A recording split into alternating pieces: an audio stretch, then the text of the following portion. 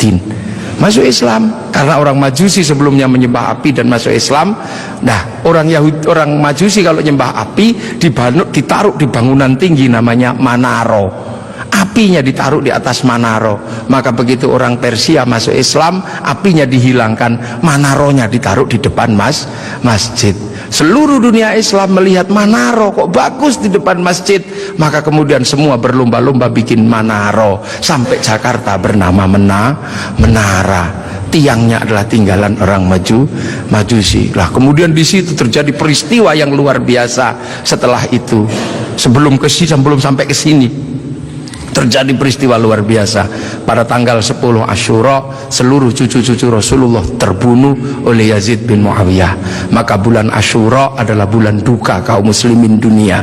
Makanya orang Indonesia, terutama di kampungnya Bapak Presiden, menyebut bulan Asyura dengan sebutan bulan Suro. Ekornya saja yang diambil, karena orang Jawa itu sukanya ngambil ekornya aja. Muhammad diambil mat, Asyura diambil suro. Makanya di bulan Asyura orang berduka karena terbunuhnya cucu Rasulullah.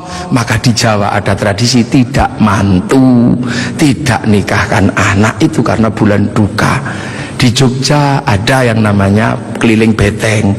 Maksudnya di bulan Suro jangan terlalu banyak mulut, jaga mulut.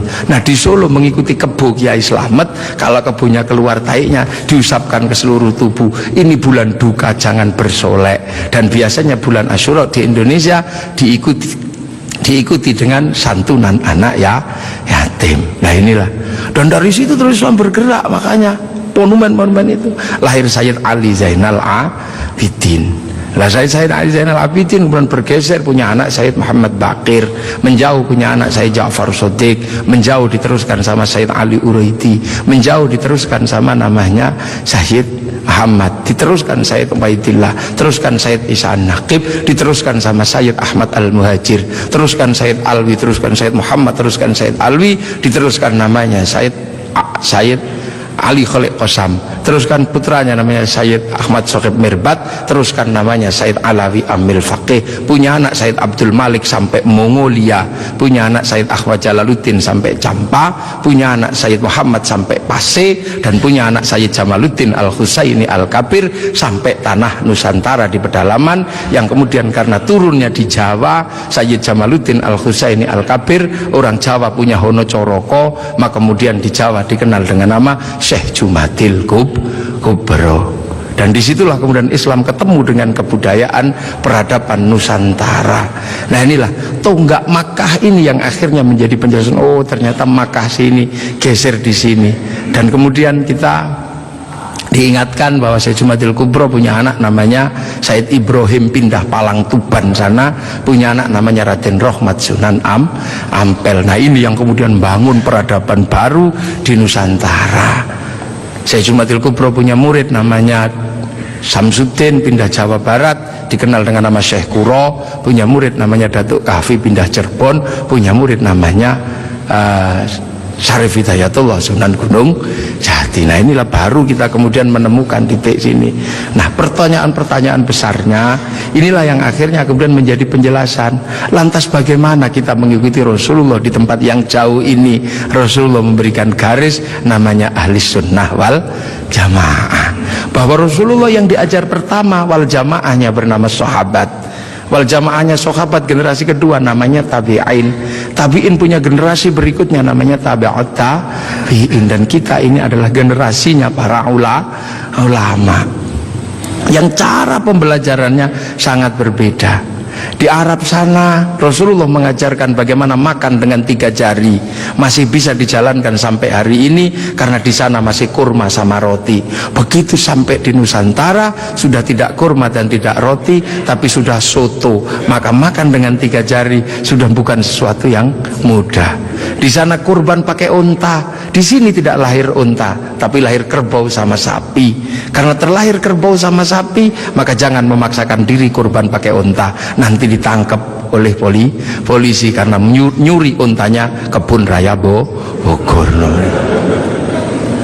Ini di sana masih bisa pakai jenggot dengan utuh, tapi di sini rasnya adalah ras Mongoloid, sudah tidak punya jenggot. Inilah maka ulama-ulama awal yang datang ke sini tidak pernah ribut masalah simbol-simbol yang tidak bisa dilakukan oleh orang Indonesia.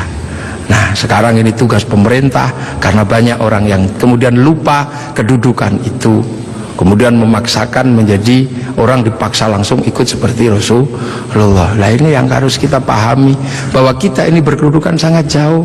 Quran saja berbeda-beda ketika mengajarkan.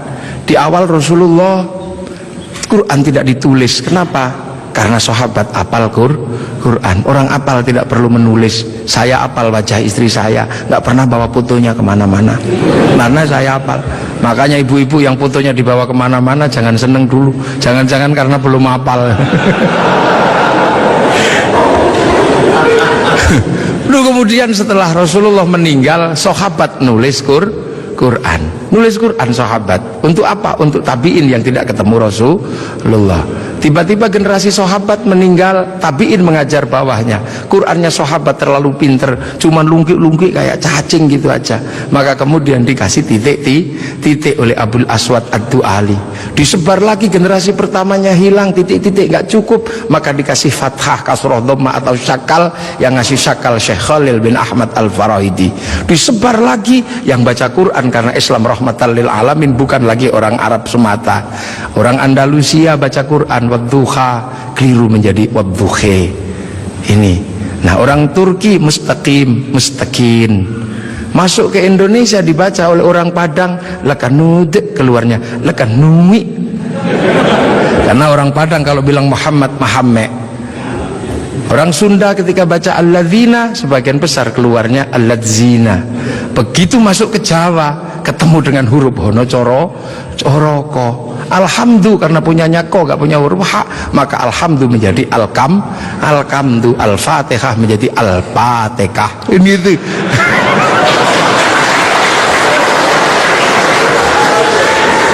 Nah, ini orang kalau ngerti proses kodifikasi Quran pasti tahu.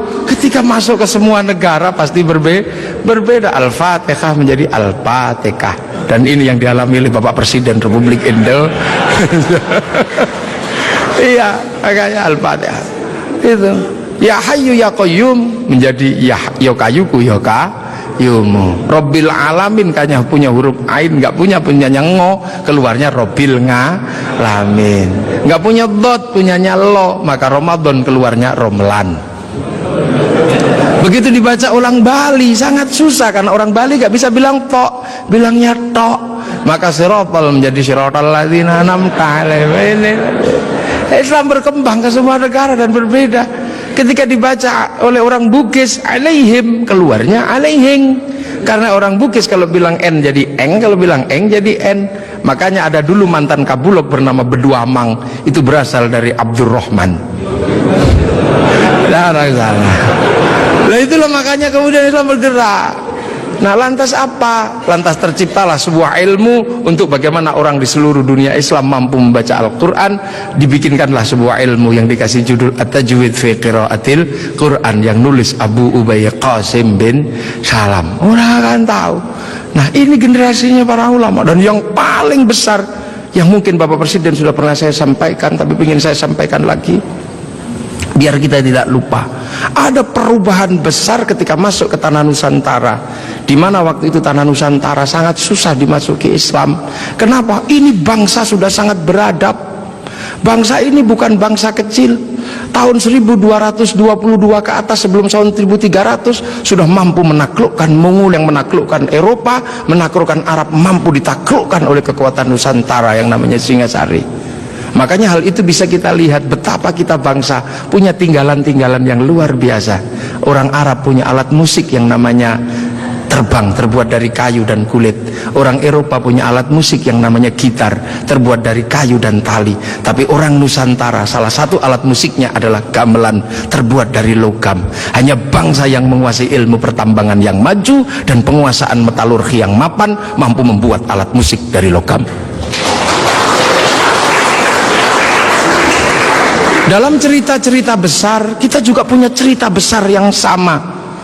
Orang Eropa punya cerita tentang Cinderella, kita punya cerita bawang putih, bawang merah. Orang Eropa punya Samson, orang Arab punya Sam'on, kita punya Bandung Bondowoso, kita punya Sangkuriang, kita punya Sipahit Lidah. Orang Sanya punya cerita Romeo Juliet, orang Arab punya cerita yang namanya Laila Majnun, kita punya cerita Andi-Andi Lumut, kita punya cerita, banyak sekali cerita cinta di Indonesia. Sana punya cerita namanya Kura-Kura Ninja, kita punya cerita Kancil Nyuriti. Timur sama saja, apa bedanya? Bahasa-bahasa kita juga bahasa-bahasa yang